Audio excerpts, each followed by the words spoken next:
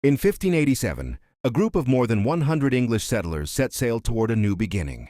They left the crowded streets of England behind, hoping to build a life on the distant shores of the New World. Their destination, an island called Roanoke. The journey across the Atlantic was long and unforgiving. Waves battered the ship, storms shook the masts, and supplies grew thinner by the day. But the colonists pressed on, driven by hope and the promise of a fresh start. Weeks later, the settlers reached the sandy shores of Roanoke Island. Towering forests surrounded the land, quiet and untouched. The colonists stepped ashore with relief, unaware of the mystery their arrival would one day create. They wasted no time building a village. Wooden houses rose along narrow paths. Crops were planted, and a small fort took shape. For a moment, Roanoke seemed like a dream becoming real. But the dream didn't last. Supplies ran out faster than expected. Tension grew. The forests around them offered little help, and the colony's survival grew uncertain with each passing day. With the situation worsening, Governor John White made a difficult decision.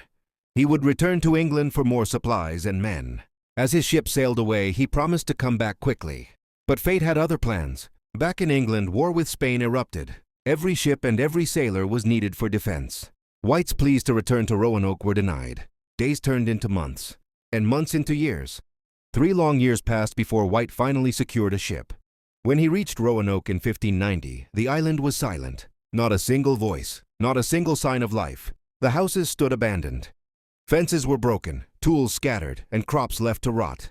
But there were no signs of struggle, no bodies, no clues, only emptiness. Then White found something strange. A single word carved into a post, CROATOAN. There was no cross, no distress symbol, just the eerie message. White searched desperately for any remaining tracks or signs. But the island offered no answers. Storms soon threatened the coastline, forcing him to abandon the search. To this day, no one knows what really happened to the Roanoke colonists. Did they move to CROATOAN Island?